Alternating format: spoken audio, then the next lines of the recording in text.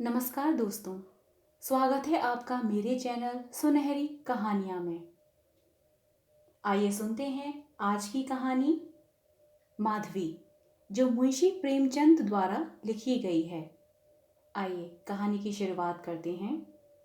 कभी कभी वन के फूलों में वह सुगंधित और रंग रूप मिल जाता है जो सजी हुई वाटिकाओं को कभी प्राप्त नहीं हो सकता।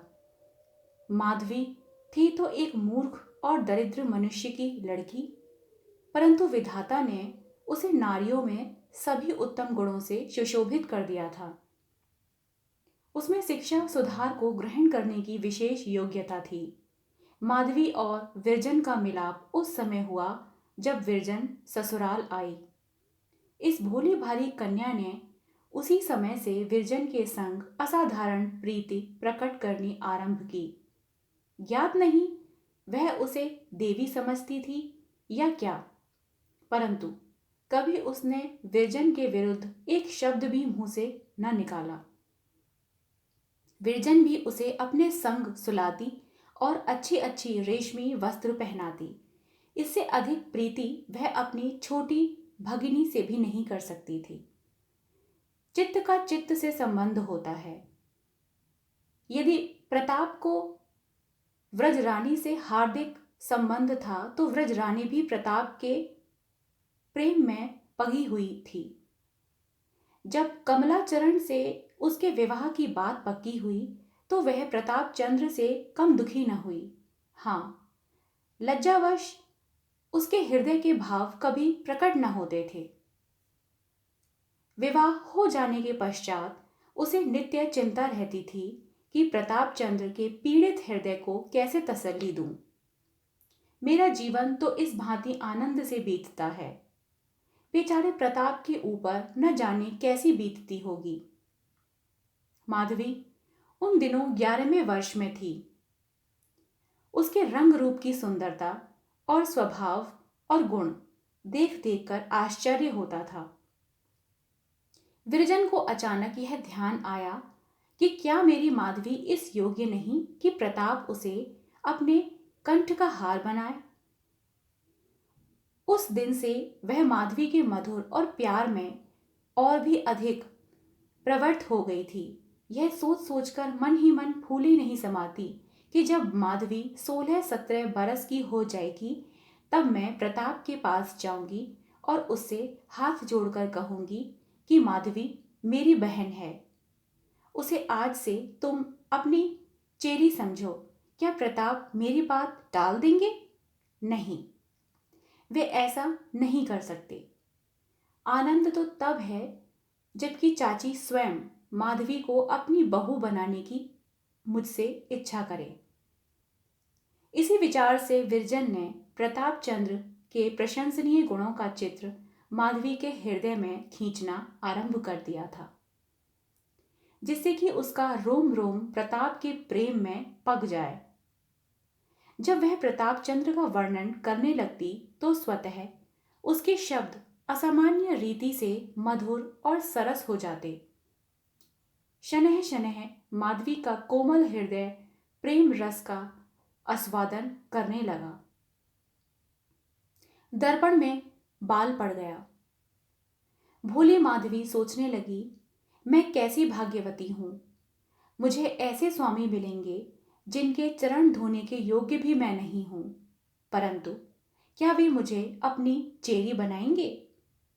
कुछ तो मैं अवश्य उनकी दासी बनूंगी, और यदि प्रेम में कुछ आकर्षण है तो मैं उन्हें अवश्य अपना बना लूंगी। परंतु उस बेचारी को क्या मालूम था कि ये आशाएं शोक बनकर नेत्रों के मार्ग से बह जाएंगी। उसको 15वां पूरा भी न हुआ था कि विरजन पर गृह निवास की आपत्तियां आ पड़ी। अब आंधी के झोंके ने माधवी की इस कल्पित पुष्प वाटिका का सत्यानाश कर दिया। इसी बीच प्रताप चंद्र के लोप होने का समाचार मिला। आंधी ने जो कुछ अवशिष्ट रखा था वह भी इस अग्नि में जलकर भस्म कर दिया। परंतु मानस कोई वस्तु है, तो माधवी प्रताप चंद्र की स्त्री बन चुकी थी। उसने अपना तन और मन उन्हें अर्पण कर दिया था। प्रताप को ज्ञात नहीं, परंतु उन्हें ऐसे अमूल्य वस्तु मिली जिसके बराबर संसार में कोई वस्तु की तुलना नहीं हो सकती। माधवी ने केवल एक बार प्रताप को देखा था और केवल एक ही बार उनके अमृत वचन सुने थे, पर इसने उस चित्र को और भी उज्जवल कर दिया था जो उसके हृदय पर पहले ही विरजन ने खींच रखा था। प्रताप को पता नहीं था, पर माधवी उसकी प्रेमाग्नि में दिन प्रतिदिन घुलती जाती थी। उस दिन से ऐसा व्रत नहीं था जो माधवी न रखती हो, ऐसा कोई देवता नहीं था जिसकी वह पूजा न करती हो, और यह सब इसीलिए कि ईश्वर प्रताप को जहां कहीं वे हों कुशलता से हों। इन प्रेम कल्पनाओं ने उस बालिका को और अधिक दृढ़, सुशील और कोमल बना दिया था। शायद उसके चित्त ने यह निर्णय कर लिया था कि मेरा विवाह प्रताप चंद्र से हो चुका है। विरजन उसकी यह दशा देखती और रोती कि यह आग मेरी ही लगाई हुई है। यह नव कुसुम जिसके कंठ का हार बनेगा, यह किसकी होकर रहेगी? हाय रे, जिस चीज को मैंने इतने परिश्रम से अंकुरित किया और मधुछीर से सींचा, उसका फूल इस प्रकार शाखा पर ही कुम्हलाया जाता है। विरजन तो भला कविता में उलझी रहती, किंतु माधवी को यह संतोष भी न था कि उसके प्रेमी और साथी उसके प्रियतम का ध्यान मात्र था, उस प्रियतम का जो उसके लिए सर्वस्व अपरिचित था। पर प्रताप के चले जाने के कई मास पीछे एक दिन माधवी ने स्वप्न देखा कि वे सन्यासी हो गए। आज माधवी का अपार प्रेम प्रकट हुआ है। आकाशवाणी सी हो गई कि प्रताप ने अवश्य सन्यास तो न ले लिया। आज से वह भी तपस्वी बन गई। उसने सुख और विलास की लालसा हृदय से निकाल दी। जब कभी बैठे बैठे माधव का जी बहुत आकुल होता तो वह प्रताप चंद्र के घर चली जाती। वहां उसके चित्त की थोड़ी देर के लिए ही सही शांति मिल जाती। परंतु जब अंत में विरजन के पवित्र और आदर्श जीवन ने यह गांठ खोल दी कि वे गंगा यमुना की भांति परस्पर गले मिल गईं, तो माधवी का आवागमन भी बढ़ गया। सुवाना के पास दिन दिन भर बैठी रह जाती। इस भवन की एक एक अंगुल पृथ्वी प्रताप का स्मारक थी। इसी आंगन में प्रताप ने काठ के घोड़े दौड़ाए और इसी कुंड में कागज की नावें चलाई थीं। नौकरी तो स्यात काल के भंवर में पड़कर डूब गई, परंतु घोड़ा अब भी विद्यमान था। माधवी ने उसकी जर्जीरता अस्थियों में प्राण डाल दिए और उसे वाटिका में कुंड के किनारे एक पाटल वृक्ष की छाया में बांध दिया। यही भवन प्रताप चंद्र का शयनागार था। माधवी अब उसे अपने देवता का मंदिर समझती है।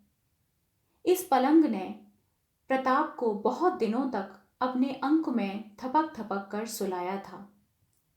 माधवी अब उसे पुष्पों से सुसज्जित करती है।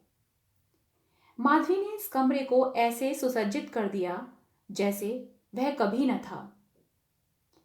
चित्रों के मुख पर से धूल का यवनिका उठ गई। लैम्प का भाग्य पुनः चमक उठा। माधवी की इस अनंत प्रेम भक्ति से सुवाना का दुख भी दूर हो गया। चिरकाल से उसके मुख पर प्रताप चंद्र का नाम अभी न आया था। विरजन से मेल मिलाप हो गया, परंतु दोनों स्त्रियों में कभी प्रताप चंद्र की चर्चा भी न होती थी। विरजन लज्जा की संकुचित थी और सुबाना क्रोध से, किंतु माधवी के प्रेमानल से पत्थर भी पिघल गया। अब वह प्रेम विहल होकर प्रताप के बालपन की बातें पूछने लगती तो सुबाना से रहा न जाता, उसकी आंखों में जल भर आता। तब दोनों रोती और दिन दिन भर प्रताप की बातें समाप्त न होती। क्या अब माधवी के चित्त की दशा सुबाना से छिप सकती थी? वह बहुधा सोचती कि क्या तपस्विनी इसी प्रकार प्रेम में जलती रहेगी और वह भी बिना किसी आशा के। एक दिन व्रजरानी ने कमला का पैकेट खोला तो पहले ही पृष्ठ पर एक परम प्रतिभापूर्ण चित्र विविध रंगों में दिखाई पड़ा।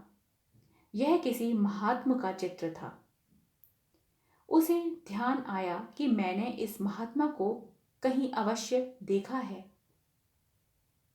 सोचते सोचते अकस्मात उसका ध्यान प्रताप चंद्र तक जा पहुंचा। आनंद के उमंग में उछल पड़ी और बोली, माधवी तनिक यहां आना। माधवी फूलों की क्यारियां सींच रही थी। उसके चित्त विनोद का आजकल वही कार्य था। वह साड़ी पानी में लथपथ, सिर के बाल बिखरे, माथे पर पसीने के बिंदु और नेत्रों में प्रेम का रस भरे हुए आकर खड़ी हो गई।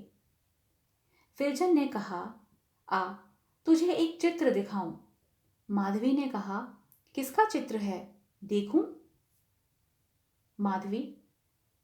माधवी बोली, क्यों? यह स्वरूप तो कई बार स्वप्न में देख चुकी हूं। बदन से कांति बरस रही है। विरजन देखो, वृतांत भी लिखा है।